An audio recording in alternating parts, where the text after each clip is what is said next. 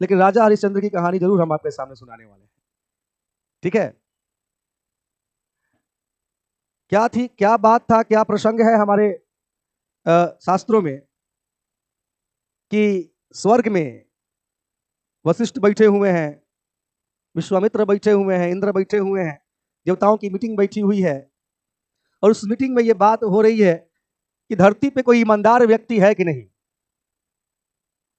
किसकी बात अगर ईमानदारी की हो तो बात सामने आ सकती है। कौन ऐसा व्यक्ति है जो आपको धरती पे श्रेष्ठ ईमानदार दिखाई देता है। देखिए, राजा तो धरती पे कई थे, कई क्षेत्रों के राजा थे। तो उसमें से इस विश्वामित्र ने कहा कि भाई इसमें राजा हरिश्चंद्र ऐसे दिखते हैं, तो भाई इसकी परीक्षा ली जाए। अब परीक्षा की क्या बात है कि कैसे हम पता करेंगे कि ये कितने बड़े ईमानदार हैं। सवाल परीक्षा की नहीं है, ये हम कैसे कह सकते हैं कि बहुत बड़े ईमानदार हैं। राजा तो है, ठीक, ईमानदार हैं, लेकिन बहुत बड़े ईमानदार है ये कैसे पता करेंगे। तो किसी ऋषि, किसी ब्राह्मण का रूप धारण करके विश्वामित्र राजा हरिश्चंद्र के भरी सभा में पहुंच गए, सभा में ही।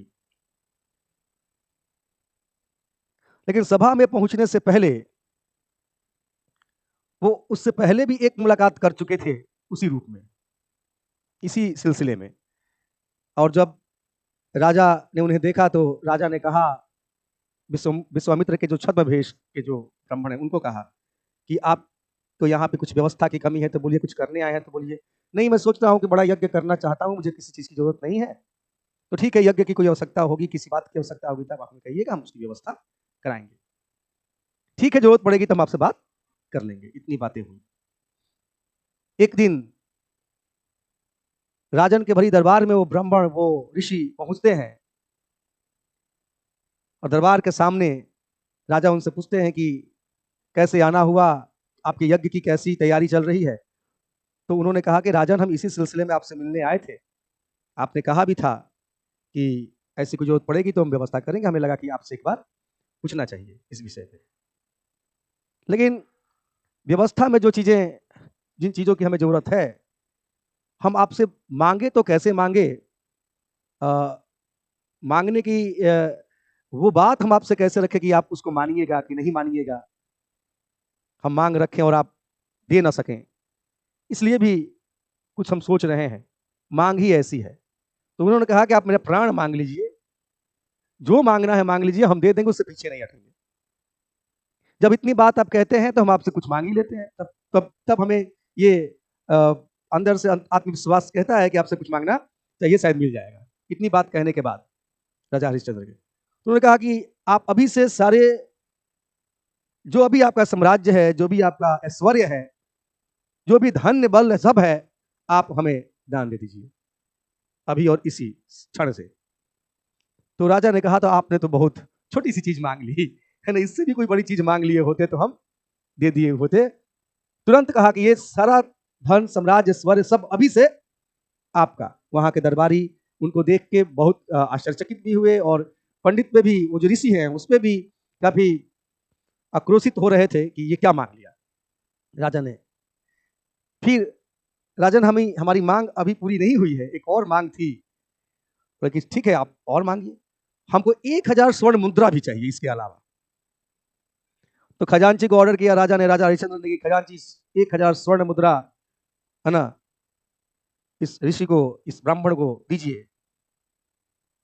तो उस ऋषि ने कहा राजन को, रुको राजन, है ना, ये आप नहीं कर सकते, क्योंकि आपका सारा धन, साम्राज्य, ऐश्वर्य अभी से हमारा है, उसमें से तो आपका अधिकार नहीं है, ये आप सोच भी कैसे लिए।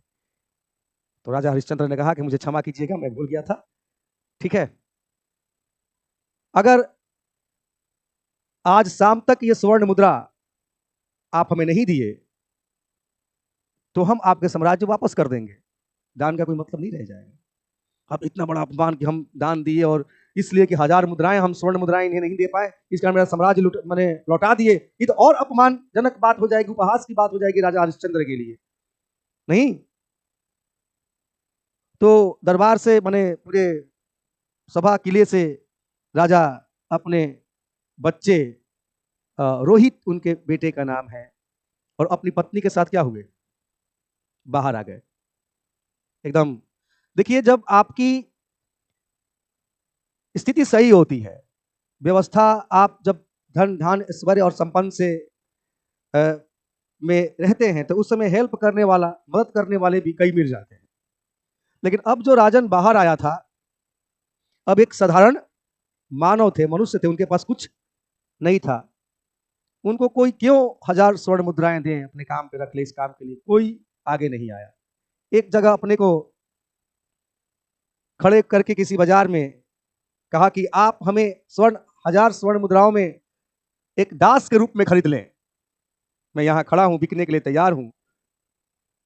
अच्छे अच्छे सेठ नहीं खरीद पाए, नहीं खरीदे उस दास को। तो एक बनारस का डोम जो लाशों को जलाता था, ठीक है, उस घाट का आया राजा हरिश्चंद्र। अभी हरिश्चंद्र घाट शायद है भी बनारसी में। तो वो गया और 1000 स्वर्ण मुद्राओं में उस डोम ने राजा हरिश्चंद्र को खरीद लिया। तो हमको एक दास की जरूरत है भी, बहुत बढ़िया होगा। और राजा हरिश्चंद्र एक दास के तौर पे घाट पे चले गए लाशों को जलाने के लिए। वो डोम जो मालिक है राजा हरिश्चंद्र का, उसने कहा था कि कोई भी बॉडी आए, बिना पैसा लिए, बिना मूल्य लिए उसको मत जलाना, उसकी अंत्येष्टि मत करना। उनकी पत्नी और बच्चे किसी तरीके से अपने जीवन काट रहे थे, और एक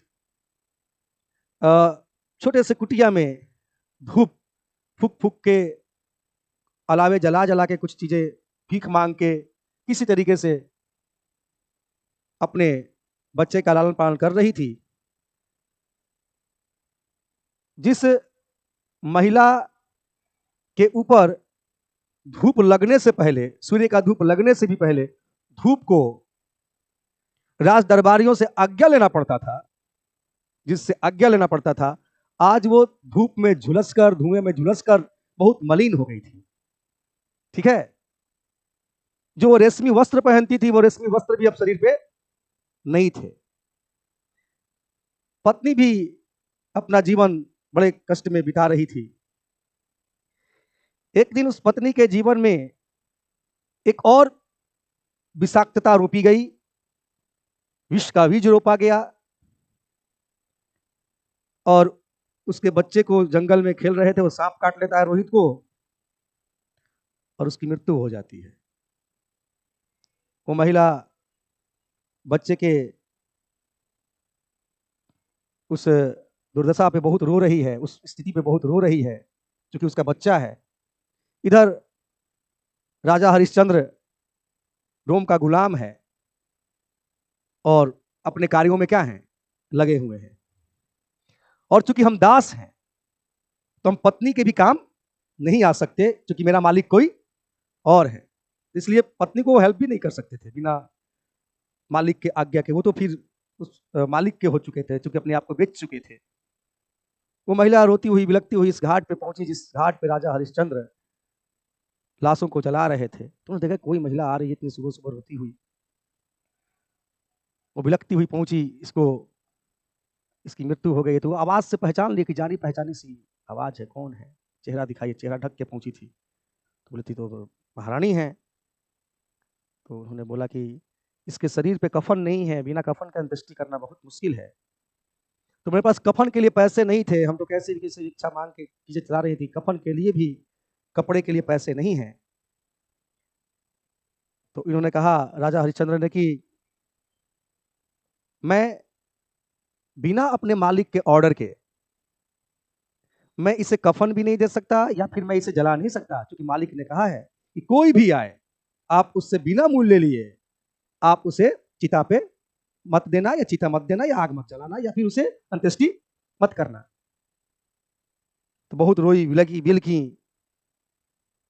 वो महिला जिसके तन पे रेशमी साड़ियों की कमी नहीं रही होगी, धूप भी उन्हें छूने से पहले उनसे आज्ञा लेती होगी, है ना।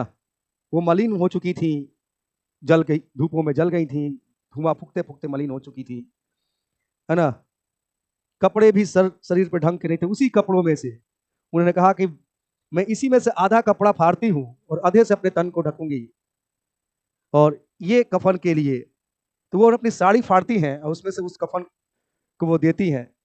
जब इतना दृश्य हो रहा होता है तभी वो ऋषि सामने आते हैं और कहते हैं कि राजन, आपकी ईमानदारी की ये परीक्षा चल रही थी, देवताओं की आज्ञा से ये चीजें हो रहा था। आप ईमानदारी के वो जो मेजरमेंट है उस पर आप खरे उतरे, और सारा अध्ययन निधान हम आपका अभी से क्या करते हैं, लौटाते हैं। सवाल है कि इस कहानी से